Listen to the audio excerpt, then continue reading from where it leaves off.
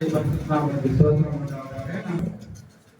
முடியாதவங்க பக்கத்துல உதவி பண்ணி அவங்களுக்கு எடுத்து கொடுங்க.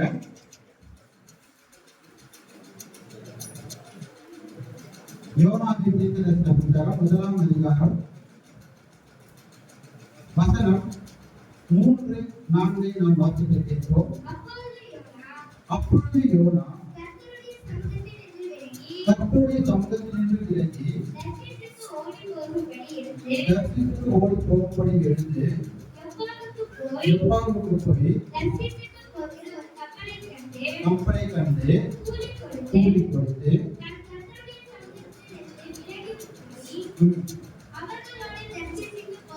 கப்பல் ஏறினான். கர்த்தர் சமுத்திரத்தின் மேல் பெருங்காற்றை வரவிட்டார். அதனால் கடலிலே கப்பல் உடையும் என்று பெரிய கொந்தளிப்பு உண்டாயிற்று. நாம் கண்களை இந்த வார்த்தைக்காக தேவனை நாம் பார்ப்போம். 6 மாதம் முழுவதும் தேவன் நம்மை கண்ணீர் மணி போய் பாதுகாத்து இந்த 7ஆம் மாதத்தில் கூட நமக்கு ஜீவனையும் கடந்து சுகத்தை கொடுத்தார். அவர் எத்தனை நல்லவராய் இருக்கிறார். அவர் நீடிய இரக்கமும் கிருபையும் தயவும் உள்ள தேவன். கர்த்தருடைய இரக்கம் மிகவும் பெரியது, மகா பெரியது. அவர் இரக்கத்தினால் மணிமூடியினாலும் நம்மை மூடிக்கொண்டு வைத்திருக்கிறார். 6 மாதம் அரை வருடம் நாம் கழித்து விட்டோம். இன்னும் இந்த அரை வருடத்திலே நாம் தேவனுக்கு நாம் எப்படி வாழ போகிறோம், இன்னும் நாம் எப்படி தேவனுக்கு நாம் பிரியமாய் நடப்பது, எப்படி தேவனுக்கு நாம் செயல்படுவது என்பதுதான் நமது லட்சியமும் நோக்கமுமாய் இருக்க வேண்டும். தேவனை ஏதோ வந்தோம், ஏதோ போனோம், என்னுடைய வேலையை நான் செய்த கடமைக்காக என்றால் இப்படி தேவனுக்காக பக்தி வராது. இந்த மீதம் 6 மாதத்திலே நாம் தேவனுக்காக நாம் இன்னும் அதிகமாய் நாம் கடந்து முன்னே செல்வோம். அவரை நோக்கி நாம் பார்ப்போம். வேதம் சொல்கிறது, குமாரன் விடுதலையாக்கினார். மெய்யாகவே நீங்கள் விடுதலையாவீர்கள், சத்தியத்தை அறிவீர்கள், சத்தியம் உங்களை விடுதலையாக்கும். அந்த சத்தியபரனாகிய இயேசுதான் நம்மை விடுதலையாக்குகிற தேவன். ஹல்லேலூயா. ஆழ்கடலில் அலைகளினால் அலையும் போது என் படகில்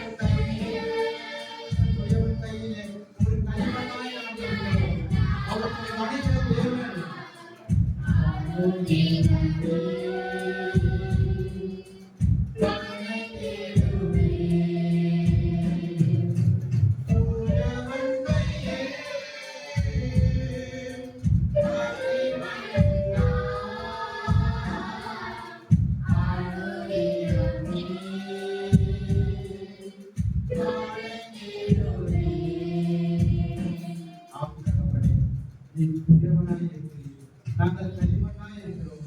ஒவ்வொரு நாளும் எங்களை பணிந்து உங்களுடைய திருச்சித்தத்திற்கு எங்களை பயன்படுத்தும்படிக்காக ஆண்டவரை நாங்கள் ஒவ்வொருவரும் அன்றாடுகிறோம். இந்த நாளிலும் கூட கர்த்தாவே இதோ உடைய வார்த்தைக்காக நாங்கள் காத்திருக்கிறோம். நீர் பேசும் ஆண்டவரே, தேவ வாய்ப்பு பிள்ளைக்காக தோற்றிருக்கிறோம் ஆண்டவரே. அப்பா, அந்த மகன் ஆண்டவரே, அப்பா உங்களுடைய வேதத்திலே தியானமாய் இருக்கிறோம். மனிதனுடைய வேதத்தை வாசிக்கவும், சபையிலே வேதத்தை வாசிக்கவும் ஆண்டவரே, மகனே ஆண்டவரே நிறுத்தப்படும்படியாய் செபிக்கிறோம் ஆண்டவரே. இன்னும் வல்லமையாய் பயன்படுத்தும்படியாய் செபிக்கிறோம் ஆண்டவரே. வாலிபன் தன் வழியை எதினால் சுத்தம் பண்ணுவான், இப்படி வசனத்தினால் தன்னை காத்துக் கொள்கிறதினால் தானே என்று வேதம் சொல்கிறது. உமது வசனத்தின்படி ஆண்டவரே வாலிபர்கள் இன்னும் சுத்தம் செய்து சபையிலே தூண்களாக நிற்கும்படியாக செய்கிறோம். இந்த நாளிலும் கூட ஆண்டவரே அப்பா எங்கள் போதகருக்காகவும் போதக தாயாருக்காக ஸ்தோத்திரிக்கிறோம். ஆண்டவரே எங்கள் மத்தியில் அவர்கள் இல்லை என்றாலும் ஆண்டவரே பரிசுத்த ஆவியானவர் நீர் அவர்களோடு இருக்கிறதற்காக ஸ்தோத்திரிக்கிறோம். அவருடைய ஊழியத்தை ஆண்டவரை நடத்துகிறதற்காக ஸ்தோத்திரிக்கிறோம். நீரே வழிநடத்தும் ஆசீர்வதி இயேசுவின் நாமத்தின் மூலமாய் பிதாவே, ஆமென். ஹல்லேலூயா, ஹல்லேலூயா. உற்சாகமா இருக்கிறீங்களா? உற்சாகமா இருக்கிற ஹல்லேலூயா சொல்லுவோமா? ஹல்லேலூயா. நாம் இங்க வாசித்தோம் யோனாவில் எழுதின தீர்க்கதரிசன புத்தகத்திலே 1ஆம் அதிகாரம் 3-4 வசனத்தை நாம் வாசிக்க கேட்கிறோம். இந்த வசனத்தை ஆவியானவர் எனக்கு கொடுக்கும் பொழுது எனக்கு வெள்ளிக்கிழமை எனக்கு தகவல் வந்தது. ஞாயிற்றுக்கிழமை தேவனுடைய வார்த்தை கொடுக்க வேண்டும் என்று நான் உடனே முழங்கால் படியிட்டு தேவனுடைய சமூகத்தில் நான் கேட்ட போது இப்படிப்பட்ட வார்த்தை எனக்கு கிடைத்தது.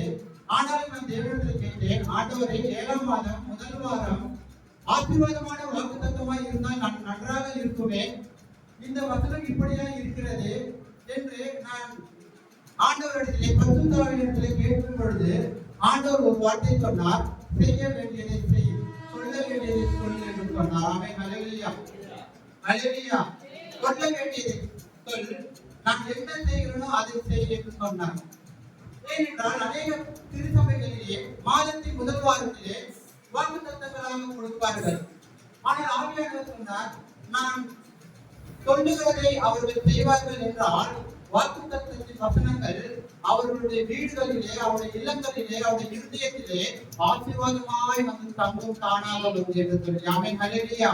அதனால் தாவீது ராஜா சொல்கிறார், நன்மையும் தீமையும் என்னையும் தொடரும், நான் கர்த்தருடைய வீட்டிலே நீடித்த நாட்களாய் இருப்பேன். நாம் இப்போது வாசித்தோம் என்றால் மீண்டும் நாம் வாசிக்க கேட்போம்.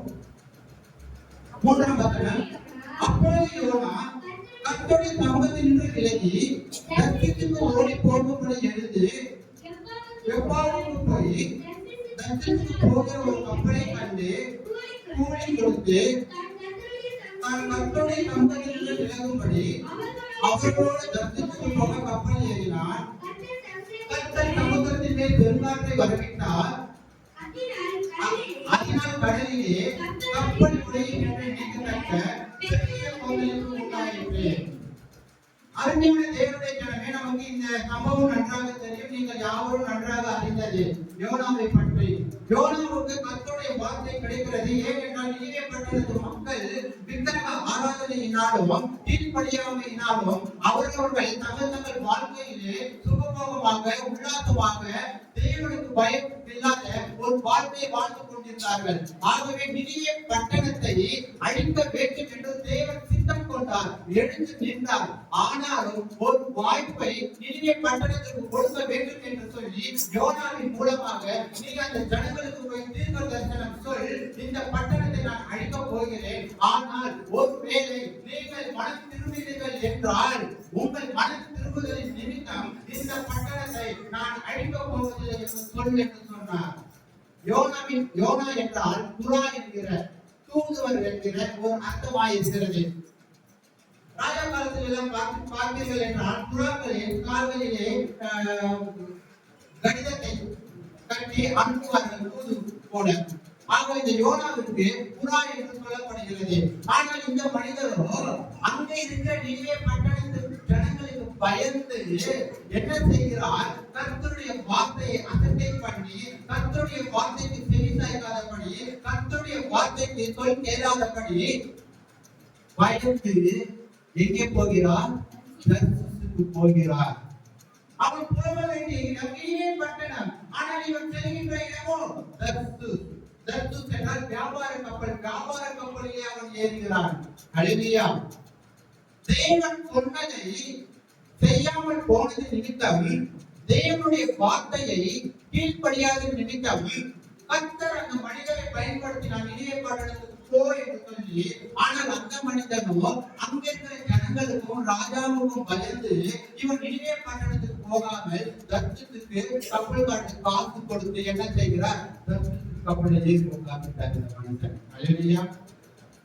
நடந்த சம்பவம் என்ன, கர்த்தர் சமுத்திரத்தின் மேல் கப்பல் நகர்கிறது, கொஞ்ச தூரம் கடலிலே பயணிக்கிறது. கர்த்தர் சமுத்திரத்தின் மேல் பெருங்காற்றை வரவிட்டார். அதனால் கடலிலே கப்பல் உடையும் என்று நினைக்கத்தக்க பெரிய கொந்தளிப்பு உண்டு. இப்போ அங்க இருக்கிற பயணிகள், மாலுமிகள், எல்லாம் வியாபாரக்காரராக இருக்கிறார்கள். ஐயோ இது என்ன ஆகுமோ ஏதாகுமோ என்று சொல்லி கொஞ்சம் நீங்கள் உங்கள் கற்பனையிலே கொண்டு வாருங்கள். அந்த வியாபார கப்பல்ல என்னென்ன இருந்திருக்கும் என்று அவர்கள் வியாபாரிகள் தங்கள் வியாபாரத்தை இன்னொரு நாட்டிலே இன்னொரு இடத்திலே வியாபாரம் செய்வதற்காக அங்கே இருக்கிற அந்த பொருட்களை வைத்திருக்கிறார்கள்.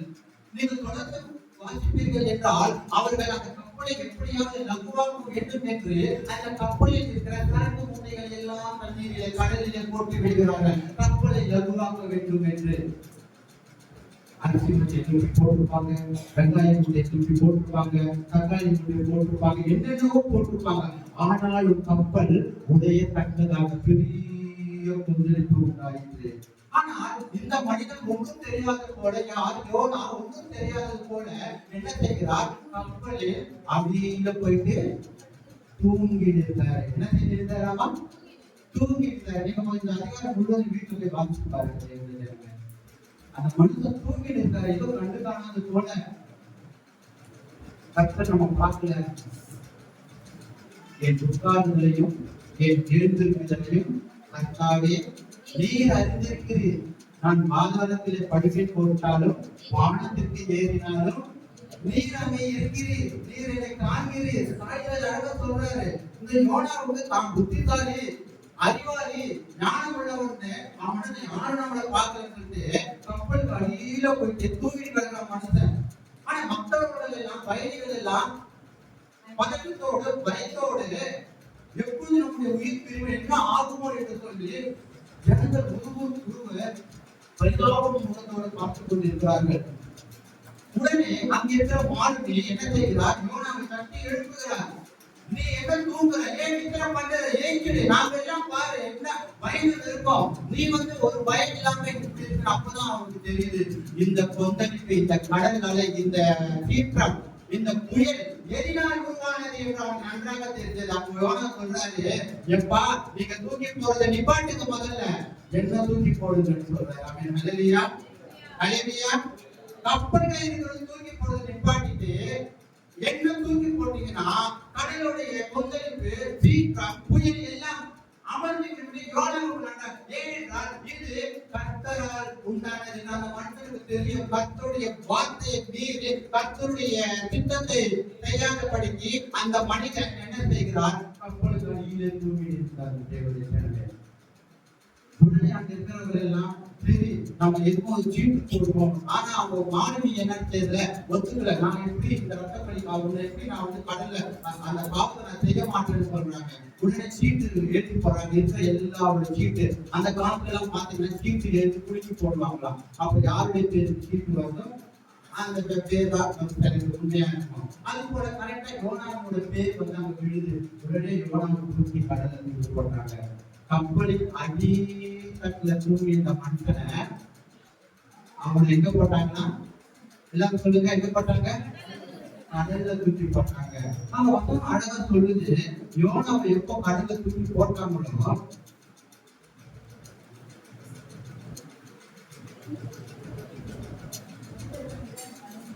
பண்ண பாத்தீங்க. நீங்கள் என்னை எடுத்து சமுத்திரத்திலே போட்டு விடுங்கள், அப்பொழுது சமுத்திரம் உங்களுக்கு அமர்ந்திருக்கும், என்னிடம் இந்த பெரிய கொந்தளிப்பு உங்கள் மேல் வந்தது என்பதை நான் அறிவேன் என்றார். அந்த மனுஷன் எப்படியாவது நம்ம எப்படியாவது கரை சேரணுமே, எப்படியாவது நாம் போகிற இடத்துக்கு போயாமே, இந்த நஷ்டம் நமக்கு வரக்கூடாது, இந்த வியாபாரம் முடங்கிவிடக் கூடாது என்று சொல்லி இந்த மனிதர்கள் என்ன செய்தார்கள்? யோனாவை என்ன செய்தார்கள்? கடல்ல தூக்கி போட்டாங்க. கடல்ல தூக்கி போட்டவுடனே அந்த மனிதர் கரையேறும்படி வேகமாய் கண்டுபிடித்தார்கள். ஆனாலும் சமுத்திரம் வெகு மும்முரமாய் கொந்தளித்துக் கொண்டிருந்தபடியால் அவர்கள் கூடாமல் போயிற்று. அப்பொழுது அவர்கள் கர்த்தரை நோக்கிவிட்டார், கர்த்தாவே இந்த மனிதனுடைய ஜீவன் நிமித்தம் எங்களை அழித்து போடாது, குற்றமில்லாத ரத்தப்படி எங்கள் மேல் சுமத்தாதீர்கள், தேவனை கர்த்தர் உங்களுக்கு திட்டமாயிருக்கிறபடி சொல்லி யோனாவை எடுத்து சமுத்திரத்திலே போட்டு விட்டார்கள். சமுத்திரம் தன் மும்முரத்தை விட்டார்கள். யோனாவை எப்போ கடல் தூக்கி சமுத்திரத்தை போட்டாங்க. கடல் 350 அமைதியாயிடுச்சு. கடல் சீற்றம் இல்லை. செய்ய வேண்டியதை செய்யாமல் போனதுனால ஒரு மனிதனால அந்த கடல்ல இருக்கிற எல்லாருக்கும் பாதிப்பு வருது. நம்முடைய குடும்பத்தில் கூட நாம் ஒருவர் சரியாக இல்லை என்றால், சபையிலே சரியாக இல்லை என்றால், அலுவலகத்திலே சரியாக இல்லை என்றால், அந்த பாதிப்பு அந்த மனிதனுக்கு மாத்திரமல்ல, அங்கு இருக்கிற எல்லாரும் அந்த பாதிப்பு என்று நாம் உணர்ந்து கொள்ள வேண்டிய செய்ய வேண்டியது செய்யணும். ஆண்டவர் என்ன சொல்லி இருக்கிறார்? ஓய்வு நாளை சொன்னாரே இல்லையா? ஓய்வு நாளை ஆசிரியர்கள் பரிசுத்தமாய் ஆசிரியர்கள் என்று சொன்னாரு. சில சத்துரிகளை பார்த்தா பண்புலகாமலே வந்துடுவாங்க, பரிசுத்தம் இல்லாம ஆசிரிப்பாங்க. அவன் நிலைமையா சில சத்துரிகளை பார்த்தாக்கா அப்படியே அனுப்பிடத்தோட வருவாங்க. ஆனா ஏதாவது மக்களுக்கு அப்படி கூட நல்ல நீட்டா திங்காசின்னு அப்படியே கரெக்டா போயிடுவாங்க. ஆனா தேவனுடைய ஆலயத்துல மட்டும் தேவன் சொன்னதை செய்யாமல் போறதுனால அவருடைய வாழ்க்கையில புயல்கள், கொந்தளிப்பு, இப்படி அந்த யோனாவை போல.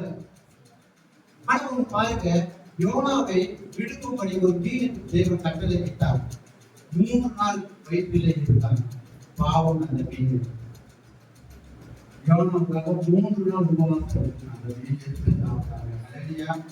ஒருவேளை அந்த மீன் ஏதாவது ஆகாரம் உட்கொண்டு இருந்தால் யோனா ஜீரணமாக இருப்பார். ஆனால் பத்திரமாக திரும்பி கரையிலே சேர்க்க வேண்டும் என்று கர்த்தருடைய வார்த்தைக்கு அந்த மீன் கீழ்ப்படிந்தது. கர்த்தருடைய வார்த்தைக்கு அந்த மீன் செவி கொடுத்து யோனாவை விழுங்கினது. பத்திரமாக தன் வயிற்றுல 3 நாள் வைத்துக் கொண்டது. ஆனால் மனிதனோ, ஆதரவுள்ள மனிதனோ தேவனுடைய வார்த்தைக்கு கீழ்ப்படியல, தேவனுடைய சத்தத்துக்கு செவி கொடுக்கல.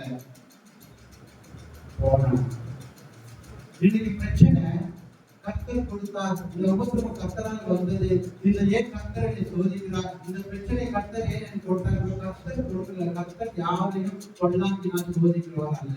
அல்லேலூயா. நமக்கு நாமே நம்ம சொந்த செலவுல சூரிய வசிக்கிறோம், அவ்வளவுதான் முக்கியம். அல்லேலூயா. பாருங்க, கப்பலின் அடித்தட்டுல தூங்கி நீங்க மனுஷனை என்ன பண்ணாங்க? தூக்கி போட்டப்பட்டால் கடல் தன் உண்மத்தை விட்டாமல் வழிமாறினான்.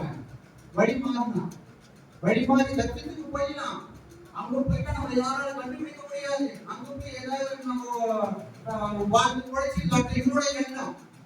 அல்லேலூயா.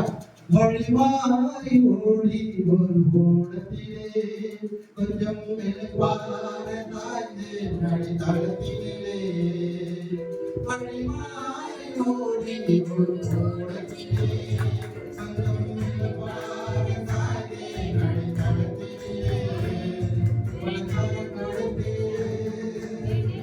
எடுத்து நீரை பெரியும் அடியிடம் கொடுத்து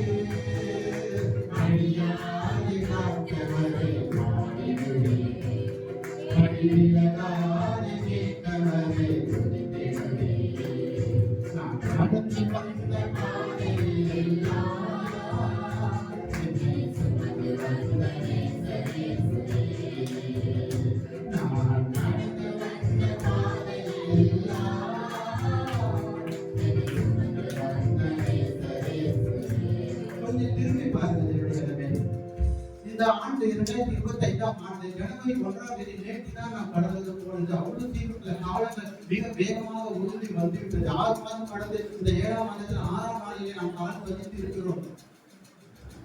1ஆம் தேதியிலிருந்து நேற்று வரை தேவன் என்னென்ன சொன்னார், நாம் எதையெல்லாம் செய்திருக்கிறோம், தேவனுடைய வார்த்தைக்கு நாம் கட்டுப்பட்டிருக்கிறோம், தேவனுடைய வார்த்தைக்கு நாம் கீழ்ப்படிக்கிறோம். ஏன் என் வாழ்க்கையில ஆசீர்வாதம் இல்லை? எப்போதுமே என்னுடைய வாழ்க்கை புயலும் சீற்றங்களும் சமாதானம் இல்லாதபடி வேதனைகளும் வியாதிகளும் பலவீனங்களும் என்னை ஆட்கொள்கிறது என்றால் நாம் தேவனுடைய வார்த்தைக்கு செவி கொடுப்பதில்லை. செய்ய வேண்டியதை, தேவன் சொன்னதை செய்ய வேண்டியதை செய்யாமல் போனது நிமித்தமாக இந்த பிரச்சனைகளை நாம் சந்திக்க வேண்டியதாக இருக்கிறது. முதலாவதாக நாம் எதை செய்யணுமோ அதை செய்ய வேண்டியிருக்கிறது. செய்ய வேண்டியது யோனாவை என்னென்னவோ செஞ்சாங்க. கப்பல் இருக்கிற என்னென்னவோ வியாபாரத்தில் இருக்கிற மூட்டைகளை எல்லாம், பருப்பு மூட்டைகள் எல்லாம் கடலை தூக்கி போட்டாங்க. ஒண்ணுமே ஆகல. இன்னும் காற்று பலமா அடிக்குது, ஒண்ணுமே ஆகல. எப்ப யோனாவை தூக்கி போட்டாங்களோ நாம் கூட தெரியாம போறதுனாலதான் கப்பலின் அடிக்கட்டில் நம்ம மேல இருக்கிற காரியங்களை தான் பாக்குறோம். ஆனா உள்ள இருக்கிற காரியங்கள் யாரும் உள்ள ஒரு மனுஷன் தூங்கிட்டு இருக்கான். நம்முடைய ஜீவியத்துல உள்ள ஒரு மனுஷன் தூங்கிட்டு இருக்கான். அந்த மனுஷனை நீங்க எப்ப வெளியே தூக்கி போடுறீங்களோ அப்பதான் உங்க வாழ்க்கையிலே புயல் என்ன செய்யும், அமைதியா தீர்க்கம் இருக்காது, கடல் கொந்தளிப்பு இருக்காது, வேதனை எதுவுமே இருக்காது. என்னென்னவோ செய்யறோம் நாம, ஆனா உள்ள இருக்கிறத நம்ம தூக்கி போட தூங்கிட்டு இருக்கான். ஒரு மனுஷன் ஆத்மத்துல தூங்கிட்டு இருக்கான். உள்ளான மனிதனுக்குள்ள ஒரு மனிதன் தூங்கிட்டு இருக்கான். அவனை எப்ப தூக்கி போறீங்களோ அப்போ பாருங்க உங்கள் வாழ்க்கையில ஆசீர்வாதங்கள். நீங்க நிறைய இடத்துல பாத்தீங்கன்னா ஆசீர்வாதமான வாழ்க்கையை கொடுக்கறது இல்லை. ஆசீர்வாதமான நல்ல ஆசீர்வாதத்தையே தேடி வருவாங்க. கர்த்தரே நமக்கு பெரிய ஆசீர்வாதமாக இருக்கிறார். அவருடைய வேத புத்தகமே நமக்கு ஆசீர்வாதமாக இருக்கிறது. என்னுடைய இடத்துல நான் ரட்சிக்கப்பட்ட நாளிலிருந்து இந்த நாள் வரை இடையிட்டு நான் எதுவுமே கேட்டதே கிடையாது. ஆசீர்வாதமான வார்த்தை கேட்டதே கிடையாது. கர்த்தருடைய வார்த்தை அதன்படி செய்யணும், ஊழியம் பண்ணணும், எனக்கு என்ன கொடுக்கப்பட்டிருக்கிறதோ அதன்படி சரியாக முடிக்கிறது அப்படியாக தான் நான் வாங்கியிருக்கிறேன். இது உண்மையாக சொல்கிறேன். பலிபீடத்தில் எனக்கு நான் எதையும் நான் கேட்டது கிடையாது வரை. ஆனால் தேவன் என் தேவைகளை எல்லாம் அறிந்து அதன் காலத்திலே அவன் கேட்கலை செய்து கொண்டிருக்கிறார்.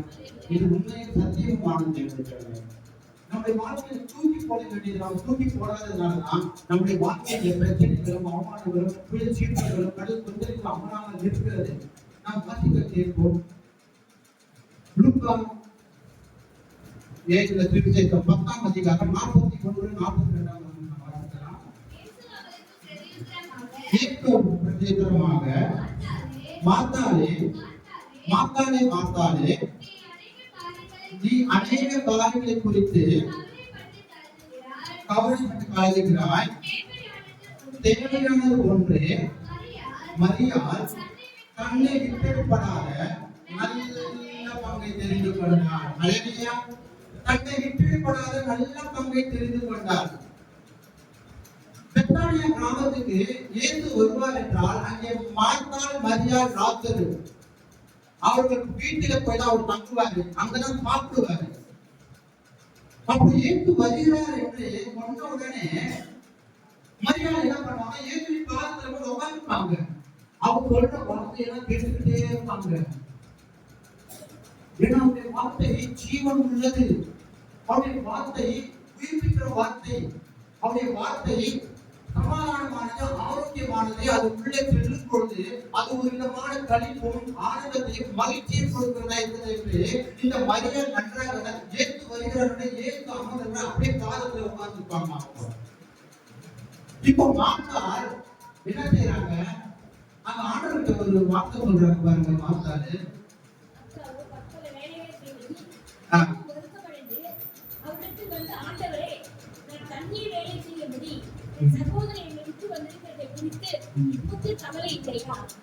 கவலை இல்லையா?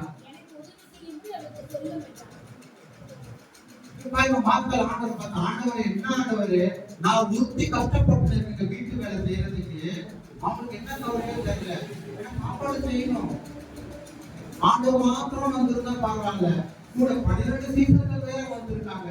சரி, அந்த சீசன்கள் கட்ட சாப்பிட்டாலும் பரவாயில்ல, கூடைய சாப்பிடுறவங்க வேற, எதிர்ப்பு கூடைய கையில குடிச்சிக்கிட்டே வேற வராங்க. அல்லேலூயா. ஏன்னா 12 அப்பம் 5 மீன் 5 அப்பம் 2 மீன் 12 கூட நிறைய எடுத்தாங்க. எப்ப அந்த 12 மீன் அவனிலே அவங்க கூட கையில தூக்கிக்கிட்டே போவாங்க. அல்லேலூயா. அதுக்கு அவங்க என்ன செஞ்சாங்க, அவங்க பயந்துட்டாங்க, இவங்க தட்ட சாப்பிடறதாலும் பரவாயில்ல, நீங்க கூடையில சாப்பிடறாங்க, இத்தனை பேருக்கு நான் எங்க சமைக்கிறது என்று சொல்லி மிகவும் கவலையோட இருந்திருக்காங்க.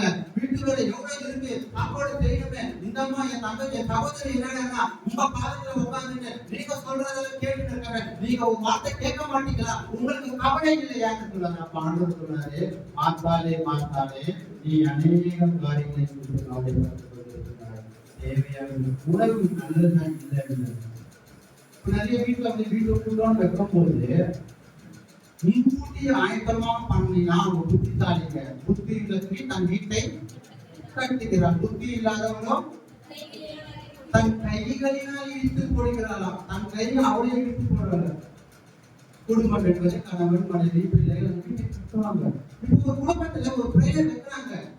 வைக்கும் பொழுது எல்லாமே ஆயத்தமா இருக்கும். அவதான் புத்தியுள்ள ஸ்திரீ, புத்தியுள்ள கணவன், புத்தியுள்ள மனைவி.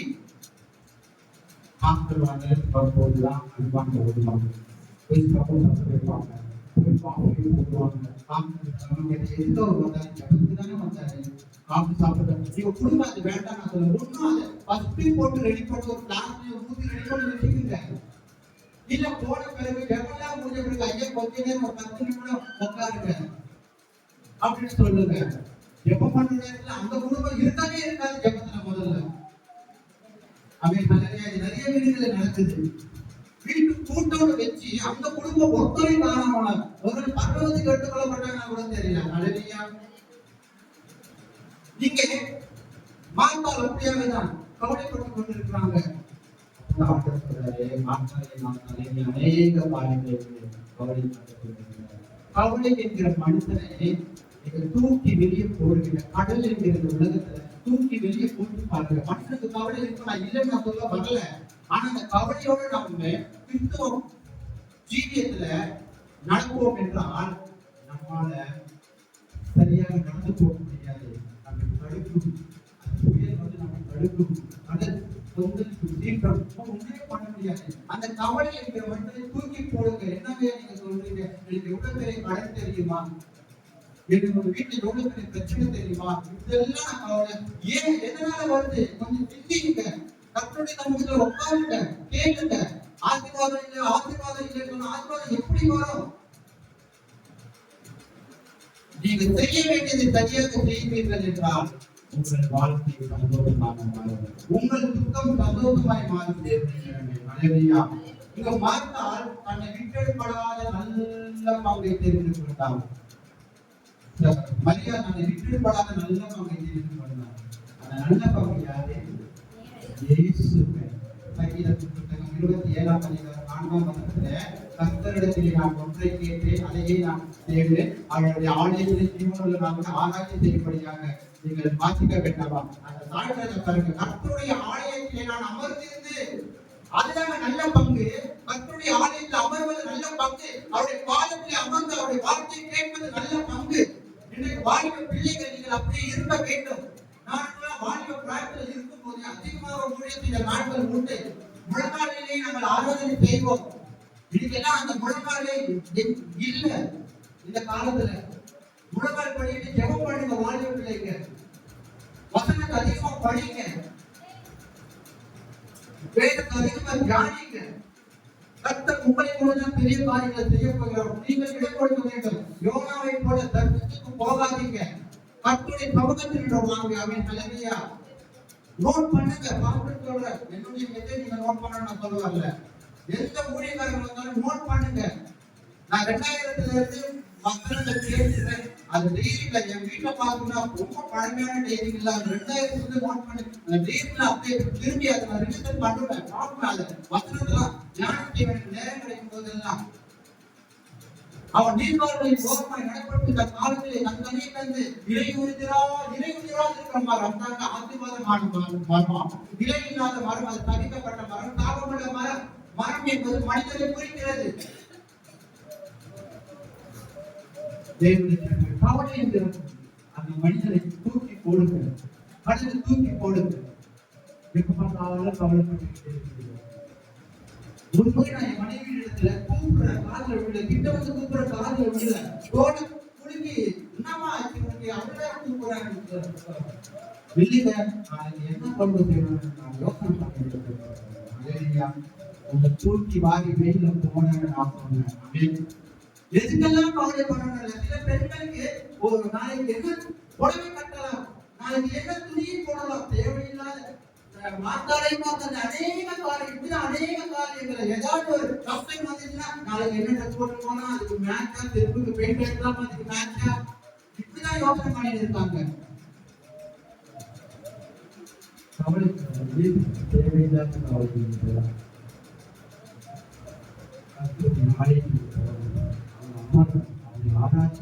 ஓய்வு நாளை தேவன் ஆசிரிக்க சொல்லியிருக்கிறாரே, ஓய்வு நாளை தேவன் தொழுது கொள்ள சொல்லியிருக்கிறாரே, நான் ஆலயத்திற்கு போக வேண்டும் என்று ஓடி வந்து பாருங்க.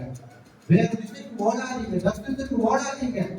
தத்துவத்துக்கு ஓடுவீர்கள் என்றால் உங்கள் வாழ்க்கையில் நீங்கள் பேரிழப்புகளை சந்திக்க நேரிடும் தேவனுடைய சடமே பெரும் பேருங்கள். மத்திய 6ஆம் அதிகாரம் 25ஆம் வசனம் நமக்கு நன்றாக தெரிந்த ஒரு வசனங்கள் இதெல்லாம்.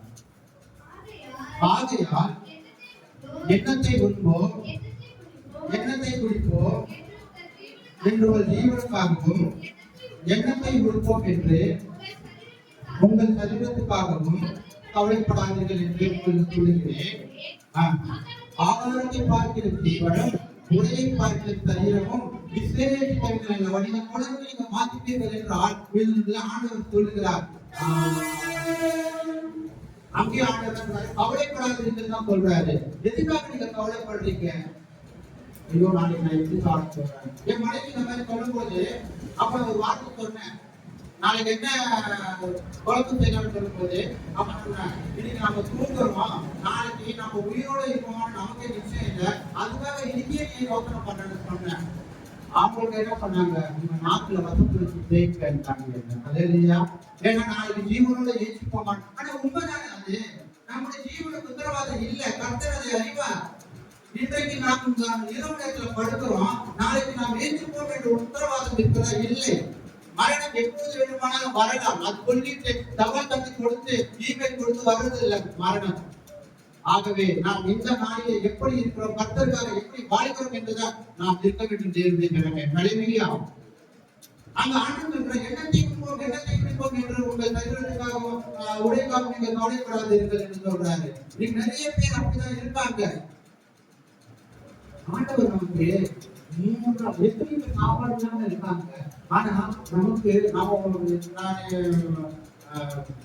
பட்டினியா இருந்திருக்கேன் யாராவது சொல்றீங்களா? இருக்கீங்களா? ஆனா ஒரு நாள்ல நான் பட்டினியா இருந்திருக்கேன். எப்போது கர்த்தரை தெய்வமாக அறியாத போது, ஆனால் நான் கர்த்தரை தெய்வமாக அறிஞரும் அன்றைய தேவன் என்னை நன்றாக முடிச்சுட்டு கொண்டிருக்கிறார். ஆவிக்குரிய வளர்ச்சியை போடுகிறார், உடல்களை போடுகிறார். இப்ப முடிச்சுட்டு நான் இன்னொரு நான் வரமாட்டேங்க அப்படிதான் சொன்னேன். நான் ஐயா நீங்க கண்டிப்பா வரணும்னு சொன்னாங்க. ஏதோ சாப்பாட்டுக்கு வந்த மாதிரி ஆயிடும் அப்படிலாம் ரொம்ப வருஷம். ஏன்னா அந்த இடத்துல வந்து பிரியாணி சொல்றாங்க. பிரியாணிக்காக போக வேண்டியதா இருக்கு. கல்யாணியா வரவங்க வரலாம். கல்யாணியா கர்த்தர் ஏன் நான் சொல்ல வரேன் பாருங்க, கர்த்தர் நம்ம எப்படி எல்லாம் போதிக்கிறாரு. தாழ்வம் கூட அது கூட அடித்ததில்லை. அந்த உடைய தாழ்வம் பாத்தீங்கன்னா ஒரு நாளைக்கு போட்டா அதோட அவ்வளவு தூக்கி போட்டுவாங்க. அந்த தாழ்வம் கூட உடைய அடித்ததில்லை. நம்ம வசனம் தொடர்ந்து சொல்லுது. அப்புறம் ஆண்டவர் என்ன சொல்றாரு, தாவரத்தை பாருங்கள், பட்சிகளை பாருங்கள், புஷ்பத்தை மலர்களை பாருங்கள், எல்லாமே சொல்லிட்டு கடைசியாக சொல்லி முடிக்கிறாரு. 34வது வசனத்தை பார்த்தீங்க. ஆகையால் நாளைக்காக கவலைப்படாது. நாளைக்காக நீங்க கவலைப்படுறீங்க. நாளைக்கு என்ன நடக்கும் நமக்கு தெரியாது. நாளைக்காக கவலைப்படாதீர்கள். நாளைய தினம் தன்னுடையவர்களுக்காக கவலைப்படவும் அந்தந்த நாளுக்கு அதிகளின் பாடுகள் அந்தந்த நாளுக்கு நீங்க ஒரு வாரத்துக்கு வர வேண்டிய பாடுகள் மொத்தத்தையும் மூட்டையா தூக்கி தலைவருக்கு காட்டுகிறார். அந்தந்த நாளுக்கு அதிகளின் பாடுகள் போதும். என்னை நடத்துகிறவர் உண்மை உள்ளவர், என்னை நடத்துகிறவர் அவர் ஜீவன் உள்ளவர், என்னை விசாரிக்கிறவர், என்னை போதிக்கிறவர், அவர் இன்று வரை என்னை நடத்துகிறார் என்றால் இனி மேலும் அவர் என்னை நடத்தி கொண்டே போவார்.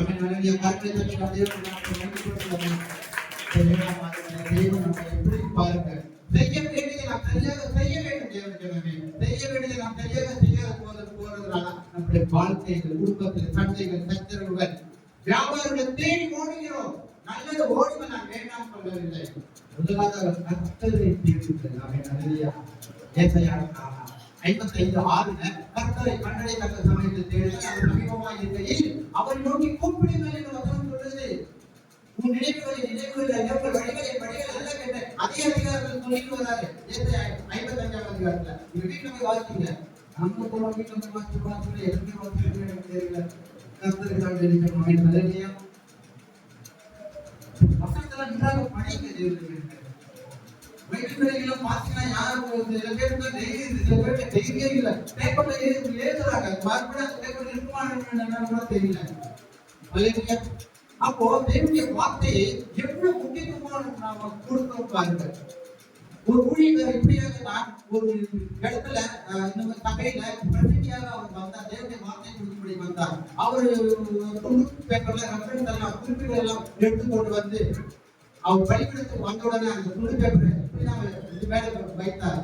வைத்து விட்டு நான் கண்களை மூடி ஜெபம் பண்ண ஒரு அப்பத்தை வாசிட்டு போல வாசிச்சா அதுல என்ன வசனம் வாசிச்சாங்கன்னா, இதோ சீக்கிரமாக வருகிறேன், அவனுடைய பலன் என்னோட கூட வருகிறது என்று சொல்லி உடனே அவர் ஜெபம் பண்ணாரு. பாஸ்டர் பார்த்தாரு. அவருக்கு தலைக்கு நேரம் ஃபேன் மஞ்சள் வேர்க்குது. ஃபேன் போட்டாங்க. துண்டு பேப்பர் பார்த்து போச்சு. ஹல்லேலூயா. துண்டு பேப்பர் பார்க்கணும்னா அவர் ஜெபம் முடிச்சு பக்கத்து சாப்பிட்டு பார்த்தாரு. துண்டு பேப்பர் காணும். ஏது நான் சொல்ல வரேன், தயவுசெய்து துண்டு பேப்பர் ஏதாச்சும் சொல்ல வரேன். இப்போ அந்த துண்டு பேப்பர் காணாம போன உடனே இவருக்கு எப்படியாவது சமாளிக்கணும்னு சொல்லி அந்த வசனத்தை திரும்ப திரும்ப திரும்ப திரும்ப சொன்னாங்க. இதோ சீக்கிரமா வருகிறேன், இதோ வருகிறேன் சீக்கிரமா, இதோ அவனோட தான் இருக்கிறது. அப்படியே அங்கேயே வந்து பேசி குதிச்சு விழுங்க அண்ணாவரம் மேல போய் விழுந்துட்டாரு. ஹல்லேலூயா. உடனே தேவனுடைய அப்படி மனுஷருப்பா உடனே ஐயா நீங்க தான் என்ன மன்னிக்கணும். நீங்க அப்பதுல இருந்து வரேன் நீங்க நானே தள்ளி உட்கார்ந்து இருக்கணும்னு சொல்றாங்க.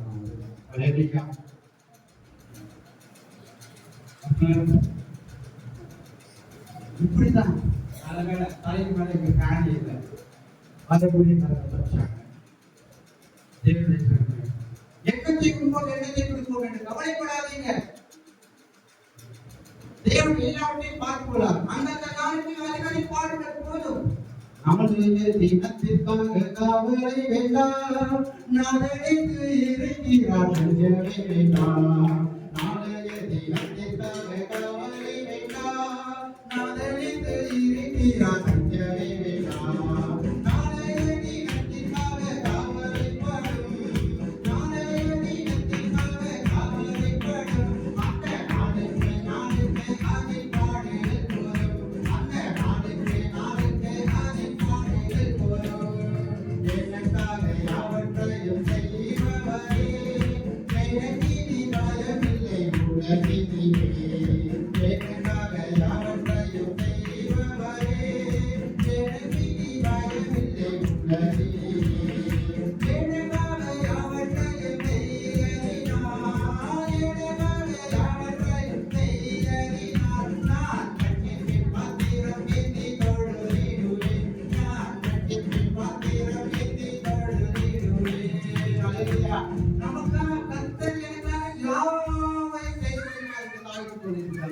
ஏன் நமக்கு தெரிய மாட்டாரு?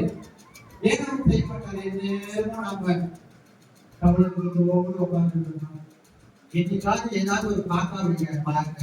எந்த காக்கா வந்து பச்சையோட பட்டினியோட கடையில உட்கார்ந்து பார்த்துருக்கீங்களா? இன்னும் சந்தோஷமா அதையே போதிக்கிற உங்களையும் என்னையும் போதியாமோ அவர்களை பாருங்கள். நீங்கள் விசேஷித்தவர்கள். அநேக அடைமலர் குறிகளை பார்த்து நீங்கள் விசேஷித்தவர்கள் என்று வேதம் சொல்லுகிறது. பக்கத்துல சொல்லுங்க, நீ விசேஷித்தவர் தேவனுக்கு, நீங்கள் விசேஷித்தவர்கள் தேவனுக்கு என்று சொல்லுங்க. எந்த கவலைகள் இருக்கட்டுங்க. சங்கீதம் 55:22 சொல்லப்படுகிறது, கர்த்தருடைய வார்த்தை கேட்டீங்களே அவரே உன்னை ஆதரிப்பார். எல்லாமே தெரியுதுங்க நமக்கு வசனம். ஆனா வசனத்தின்படிதான் நம்ம தெரிய மாட்டோம். எல்லாமே தெரிஞ்சு வசனத்தெல்லாம் நல்லதான் சொல்றீங்க. கர்த்தருடைய வார்த்தையை கூட பாடலாம் பாடுறோம். ஆனா வார்த்தை கேட்க மாட்டோம். நல்ல பங்கு இன்னும் அதிகமா தெரிந்து கொள்ளலாம். இன்னும் அதிகமா அவங்க இன்னும் அதிகமா அறியணும். எல்லாம் விட்டுங்க. நீங்கள் முன்பிட்டு 4ஆம் அதிகாரம் 6ஆம் வசனத்தில் சொல்லப்படுகிறது, நீங்கள் ஒன்றுக்கும் கவலைப்படாதபடி உங்கள் விண்ணப்பங்களை சோதனைகளை கூடிய ஜெபத்தினாலே தேவனுக்கு தெரியப்படுத்துங்கள். அப்பொழுது எல்லாவற்றையும் புத்திக்கு மேலான தேவ சமாதானம் உங்கள் இதயத்திலே வந்து என்னுடைய வாழ்க்கையில் இல்லாத கஷ்டங்களும் என்னுடைய வாழ்க்கையில் இல்லாத பலவீனங்களும் இருக்கு. ஆனா இன்றைக்கு இந்த பலிபடத்துல இருக்கிறேன் என்றால் தேவன் என்னை பலப்படுத்தியிருக்கிறார். நீங்க சொன்னா நம்ப மாட்டீங்க. 11:30 மணிக்கு அந்த வண்டி ஓட்டிக்கிறாங்க. தூங்குனது 2 மணி ஆயிடுச்சு. சரி 8 மணிக்கு நல்லா தூங்கினாங்க என்னுடைய பிளான். ஆனா 5 மணிக்கெல்லாம் ஆகணும் எழுதி வச்சுட்டாரு. அலையா திருப்பி 5 மணிக்கு ஜெபத்துல உட்கார்ந்து அந்த யோனாவை பத்தி எடுத்துட்டே இருக்கிறாரு. ஏன் தூக்கம் வரல? கர்த்தருடைய ஆலயத்திற்கு சங்கீதம் 122:1 கர்த்தருடைய ஆலயத்திற்கு போவோம் வாருங்கள் என்று அவர்கள் எனக்கு சொன்ன போது எப்படி இருக்குதா? துக்கமா இருக்குதா? சொல்லுங்க. மகிழ்ச்சியா இருந்தது. சங்கீதம் 121 முதல் வசனமே கர்த்தருடைய ஆலயத்திற்கு போவோம் வாருங்கள் என்று அவர்கள் சொன்ன போது நான் மகிழ்ச்சியா இருக்கிறேன். அப்படிதான் இருக்குது எனக்கு காலையில. என்னோட பணி எப்படா எட்டாகும் அப்படின்னு பார்த்துட்டே இருந்தேன். சர்ச்சுக்கு பலமுறை இருக்கு. அதுதாங்க நல்ல பங்கு. அல்லேலூயா. அதுதான் நல்ல பங்கு. பெருமையா பேசுகிறது இருக்கிறதுதான் உண்மையான கர்த்தரை நாம் எப்படி அவங்களை தேடுகிறோம். அவளுக்கு நமக்கு இந்த இம்மையில ஆசீர்வாதம் இல்லையாக பரவாயில்லைங்க. ஆனா மறுமையிலே தேவனை ஆசீர்வாதத்தை வைத்திருக்கிறார். அல்லேலூயா. எதுவுமே வேண்டாம் எனக்கென்று எதுவும் இல்லை எப்போதுமே சொந்தம் இல்லை பாடுறோம். எனக்கு எதுவுமே வேண்டாம். ஆண்டவரே எனக்கு ஆண்டவரே எனக்கு ஆண்டவரே எனக்கு அதை கொடுங்க. ஆனா பாடுறதெல்லாம் எனக்கென்று எதுவும் இல்லை எதுவுமே வேண்டாம் ஆண்டவர் நீ மாத்திரம் போதும் ஆண்டவர் அப்படின்னு சொல்லி ஏதாவது ஒரு பேங்க்ல போயிட்டு லோனை எடுக்கிறது கடனை வாங்குறது இருக்கிற கவலை எல்லாம் என்ன பண்றது தலைக்கு தூக்கி போட்டுக்கிறது. தேவையான நல்ல பங்கு தேவை சொல்ல வேண்டும். ரோமன் 8:38 அவங்களுக்கு சொல்றாரு தேவானாலும் தாழ்வானாலும் மரணமானாலும் ஜீவனானாலும் கிறிஸ்துவின் அன்பை விட்டு என்னை பிரிப்பவர் யார்? நேரம் இல்லாததுனால வசனத்தை நானே சொல்லி முடிச்சுட்டு போயிட்டே இருக்கீங்க. நோட் பண்ணிட்டு வீட்டுல போய் வாசிச்சுங்க. யார் கிறிஸ்துவின் அன்பை விட்டு பிரிப்பவர் யார்? மரணம் வந்தாலும் சரி அன்பை விட்டு பிரிக்க முடியாது. இப்ப நான் ஏழையா இருக்கிற நாளைக்கு நான் வந்து பணக்காரனா மாறினாலும் கோடீஸ்வரனா மாறலாம். அப்படி எனக்கு பணம் வந்தாலும் அதிலிருந்து நான் ஆண்டவரை பிரிக்க முடியாது. பவுல் சொல்றார். பவுல் எப்பேற்பட்ட லட்சாதிபதியான காலத்துல கோடீஸ்வரன் மனிதன் எல்லாவற்றையும் எனக்கு அவர் நல்ல அழகா பார்க்கிறார். எல்லாவற்றையும் அனுபவிக்க எனக்கு அதிகாரம் உண்டு. ஆனால் ஒன்றும் எனக்கு தகுதி பெறாது. அடிமைப்பட மாட்டேன். நல்ல பங்கை கவலையெல்லாம் அடுத்ததாக மார்க் 14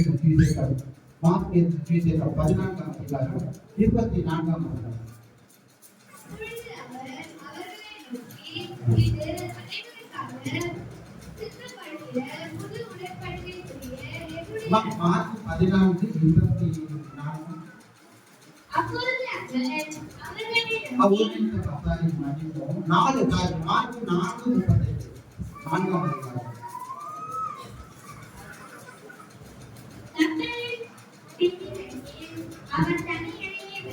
கப்பலின் பின்னணியத்தில் அவர் தலையணையை வைத்து நித்திரையாக இருந்தார்.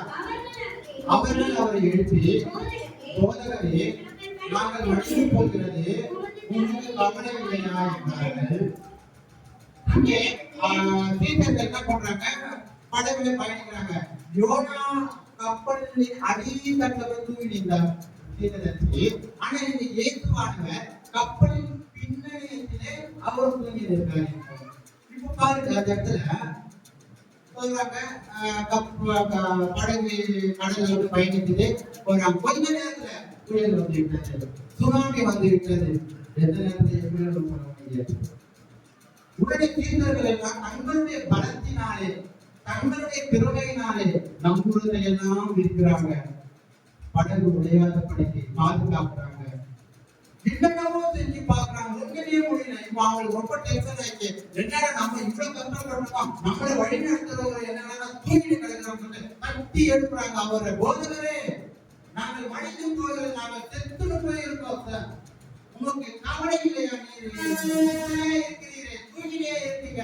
உடனே அவர் ஏற்றிக்கிறார். ஏற்றிக்கிட்டே காற்றை பார்த்து இறையானே அமிர்தநாயகன் உடனே தப்பு போட்டுட்டு அமைதியாயிடுச்சு. அப்ப பாருங்க, தீர்க்கர்கள் எவ்வளவு அற்புதங்களை பார்த்திருக்காங்க. ஆனா படகுக்குள்ள ஆண்டவர் ஒரு வல்லமையுள்ள தீர்க்கதரிசி, வல்லமையுள்ள தேவன் இருக்கிறார் என்பதை அவர்கள் மறந்து விட்டார்கள். நிறைய பேருடைய வாழ்க்கையில பயங்களும் கலக்கங்களும் கவலைகளும் வரும்போது தேவனை மறந்தவர்களாக மாறி விடுகிறார்கள். உண்மைதானே இது? தேவன்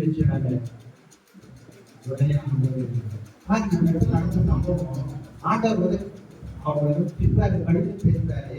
என்னன்னு பாருங்க, அவர் எழுந்து 39 அவர் எழுந்து காற்றை இறங்கி கடலை பார்த்து இறையாதை அமைதலாயிருந்தார். அப்போது காற்று எழுந்து போய் மிகுந்த அமைதல் உண்டாயிற்று.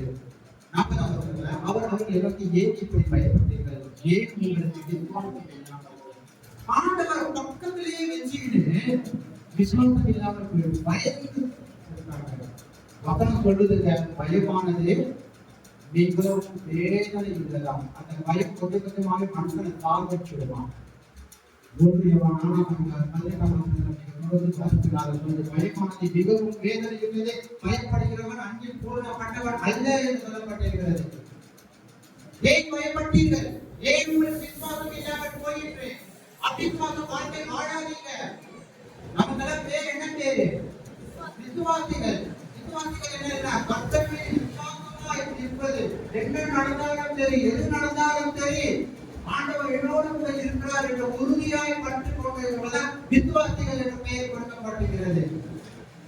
நீங்கள் அப்படி இருக்கிறீர்களா? அல்லேலூயா. இந்த ஒரு பயன் விசுவாசம் இல்லாமல் கோயிலில் கழிஞ்சுகிறார். நிறைய பேருடைய விசுவாசம் எப்படியாக நிறைய பேருடைய வாழ்க்கையை விசுவாசம் கிடையாது. அவிசுவாசம் என்று தூக்கி கொண்டிருக்கிற அந்த மனிதனை தூக்கி போட கட்டினே அது வேண்டாம். உங்களுக்கு வாழ்க்கையில நடக்குமோ நடக்காதோ, கூடுமோ கூடாதோ, ஆகுமோ ஆகாதோ, நிறுவனமுள்ளவன் தன் வழிகளிலே நிலையற்று கிடப்பான். அவன் காட்டின் அலைகளினால் அலைகளோடு அவன் வாழ்க்கை இருந்தான். ஆனால் கர்த்தருக்கு விசுவாசிக்கிறவர்கள் அவர் உறுதியாய் அசையாமல் கர்மனையிலே கட்டின வீட்டிற்கு அவர் முக்காலில் காணித்து மத்திய 7ஆம் இதே சம்பவம் மத்தியில இன்னும் கொஞ்சம் தெளிவா சொல்றாரு. மத்திய 14ஆம் அதிகாரம் நான் அதை மாற்றி சொல்றேன். மார்க் 14 இதுல மத்திய 14 24 நாம் வாசிக்கலாம்.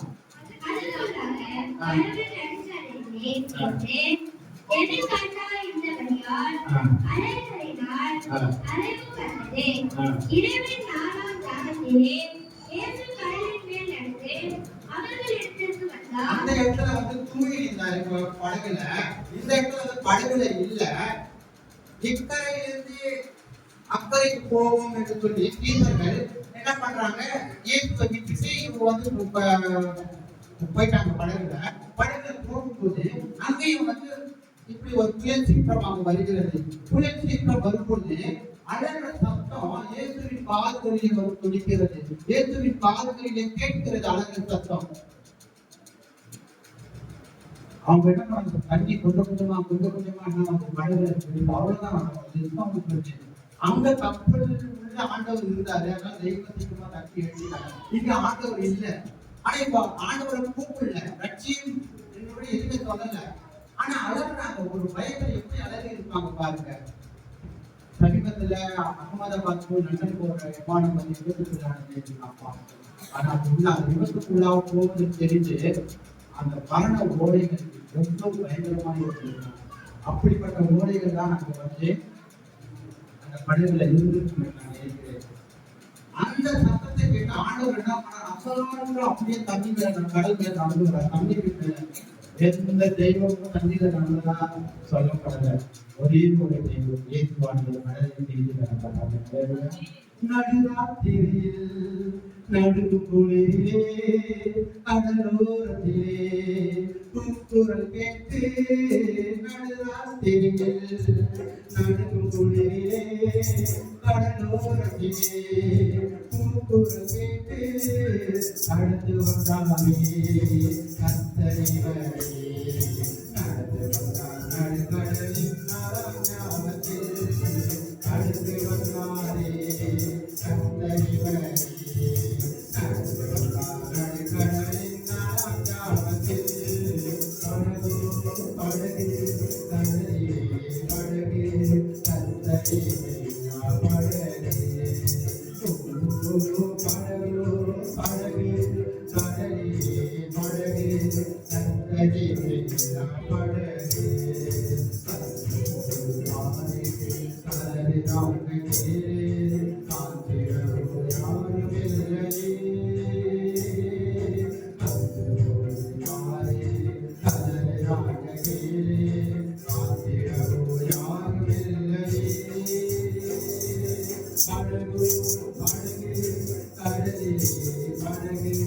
கத்தரி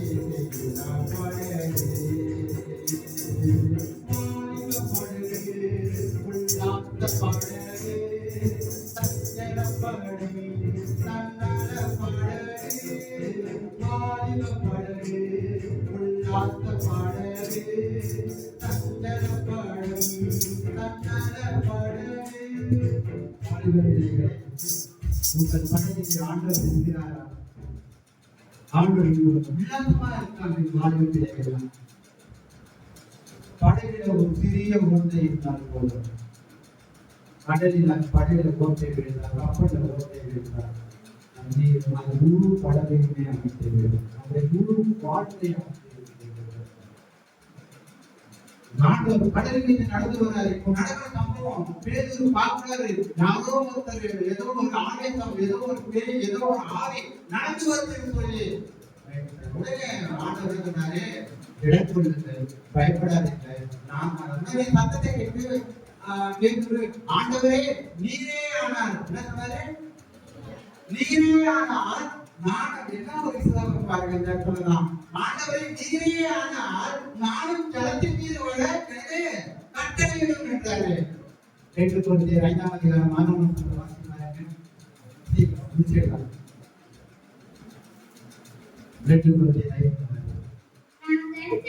நாம் தரிசித்து நடவாமல் விசுவாசித்து நடக்கிறாங்க. பேதுரு, ஆண்டவரே நீரே ஆனால் நான் ஜலத்தின் மீது நடந்து வரேன், நீ கட்டளையிடும் என்றார். நான் பார்த்தாதான் நம்புவேன் என்றார். அல்லேலூயா. ஆகவே அவர் பவுல் சொன்னார், நாம் தரிசித்து நடக்க வேண்டாம், விசுவாசித்து நடக்க வேண்டும் என்று. நிறைய ஊழியர்கள் விசுவாசிகள் என்ன பண்றாங்க? பார்த்தாதான் நம்ம இது அற்புதம் பண்ணதான் நான் நம்புவேன். ஆண்டவருக்கு கண்டிஷன் போடுறாங்க. தரிசித்து நடவாமல் விசுவாசித்து நடக்கிறோம். ஆண்டவரே நீரே ஆனார் நாம் ஜலத்தின் மீது நடக்கிறோம். ஆண்டவர் அப்போது பரிந்து கொடுக்கிறார். வாடுறாரு. வந்தா கொஞ்ச தூரம் அவன் ஆண்டவரை பார்க்கறதுக்கு நல்ல தைரியமா இருந்தான். வலதுபுறமோ இடதுபுறமோ சைட்ல பார்த்த உடனே பயம் வந்துட்டு உடனே கடல ஆம்பிடம் உடனே ஆண்டவர் முடிவு தூக்கி விட்டாரு. ஆம்பிடுறாரு. அனுபவித்து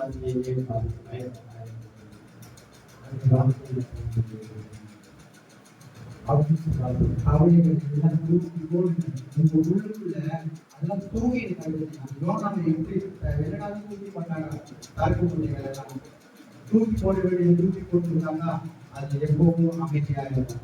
நீங்களும் தூக்கி போட வேண்டிய தூக்கி போட்டா ஒரு வாழ்க்கை எப்போதும் மூலமாக இருக்கும், அமைதியாக இருக்கும். செய்ய வேண்டியதை சரியாக செய்ய வேண்டும். செய்ய வேண்டியதை சரியாக செய்யாமல் போகும்போது இப்படியாக நாம் பிரச்சனைகளை சந்திக்க நேரிடுகிறத நாம் யாரும் நேரிடுகிறோமா? நாம் யாரும் பேசுகிற ஆண்டவரை இன்னும் நிறைய இருக்கு. நேரமாகி நான் முடிச்சிருக்கேன். ஆண்டவரை நீரே ஆனால் நான் ஜலத்தின் மீது நடந்து வரேன் என்றார். நான் பார்த்தாதான் ஆண்டவரை நம்மள கோமா கூட அப்படியாக ஆண்டவரே உங்களுடைய அந்த விழா என்னுடைய விரலை விட்டு நீதானா என்று சொல்லி அதுக்காக தான் ஆண்டவர் என்ன பண்ணாரு? கோமாங்க இந்தியாவுக்கு கோமா இந்தியாவுல தான் இந்த மாதிரி நிறைய அவிசுவாசமான ஜனங்கள் இருக்காங்க. இந்தியாவுக்கு கோமாங்க ஆனால் பிரிக்கிறாரு. கர்த்தருடைய பரிசுத்த நாமத்துக்கு ஸ்தோத்திரம். உண்மைதான். ஏன்னா தோமா வந்து ஆண்டவரே நீங்க தானே நான் அந்த ஈட்டி பாய்ந்து அந்த இதாயத்துல கையை விரல விடணும்னாரு.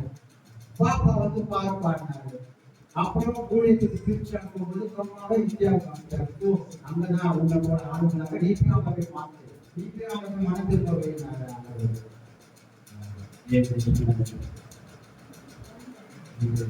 கர்த்தர் சொன்னதை செய்வார். அந்த நல்ல பங்கை நாம் தெரிந்து கொண்டிருக்கிறோம். நம்முடைய வாழ்க்கையை சுத்தமான வாழ்க்கையை நாம் வாழ்ந்து கொண்டிருக்கிறோம். ஆவிக்குரிய வளர்ச்சியை நாம் எப்படி வளர்ந்திருக்கிறோம்? அரை ஆண்டு ஓடிவிட்டது, இன்னும் அரை ஆண்டு மீதம் இருக்கிறது. எப்படிப்பட்ட வாழ்க்கையை நாம் வாழ்ந்து கொண்டிருக்கிறோம்? கொஞ்சம் சிந்தித்து பாருங்கள். நீங்கள் இதன்படி செய்கிறீர்கள் என்றால் உங்களை தேடி நன்மைக்கு பொறுப்பை மாற்றுவார்கள். ஆனாகவே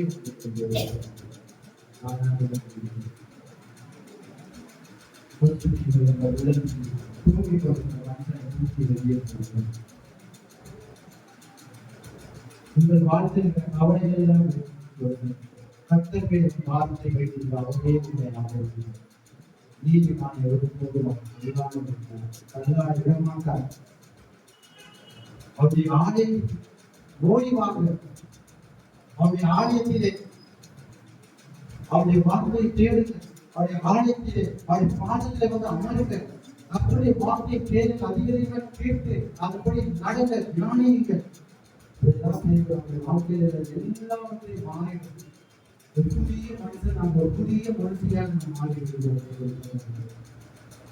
நாம் செய்ய வேண்டியதை சரியாக செய்தார், செய்ய வேண்டியதை சரியாக செய்து தேவன் பலனை தருகிறவராக இருக்கிறார். கட்டிப்பாடு மலையை அவர் தருகிறவராக இருக்கிறார்.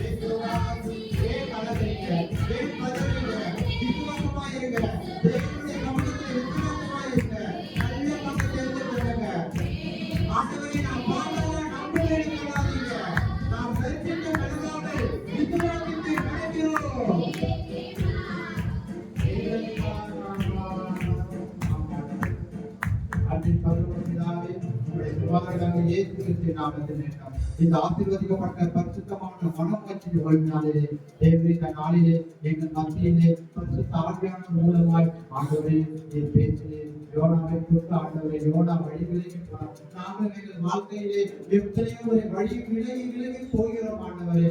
அப்பா எங்கள் வாழ்க்கையிலே நாங்கள் பிரச்சனைகளை நாங்களே தப்பித்துக் கொண்டிருக்கிறோம் ஆண்டவரே. தேவன் இனியும் நாங்கள் வழி விலகாதபடிக்கு, அந்த தரிசனத்துக்கு ஓடி போகாதபடி, உலகத்தின் காரியங்களுக்கு நாங்கள் ஓடி போகாதபடிக்கு ஆண்டவரே ஆவிக்குரிய வாழ்க்கையிலே முன்னேறி செல்கின்ற மகனாக ஒவ்வொரு ஜனங்களையும் ஆண்டவரே நீர் ஆண்டவர் ஆயத்தப்படுத்தபடியாக செலுத்துகிறேன் ஆண்டவரே. அப்பா வந்திருக்கிற ஒவ்வொருவரையும் ஆசிர்வதித்து உங்களுடைய நல்ல பங்கை ஒவ்வொருவரையும் தெரிந்து கொள்ள வேண்டும் ஆண்டவரே. உங்களுடைய ஆலயத்தை தேட வேண்டும், நாட வேண்டும், ஓடி வர வேண்டும் ஆண்டவரே. இந்த ஒளிபெருக்கின் மூலமா, இந்த ஒளிபெருக்கின் சத்தத்தின் மூலமா கேட்ட ஆண்டவரே ஜனங்களுக்காக சோதரிக்கிறோம் ஆண்டவரே. அவர்களையும் ரட்சியும் ஆண்டவரே, ஆலயத்திற்கு கொண்டு வரும் ஆண்டவரே. அப்பா நாங்கள் தரிசித்து நடவாதபடிக்கு ஒவ்வொரு நாளும் விசுவாசித்து நடக்கும்படிக்காக ஆண்டவரை பேருக்கு போல நாம் சாத்தானா நம்ப வேண்டும் சொல்லாதபடி ஆண்டவரே கண்டு காணாதவர்கள் காணாமல் விசுவாசிக்கிறவன் பாக்கியவான் என்று வேதத்தில் சொல்லப்படுகிறது. ஆண்டவரே, அப்பா,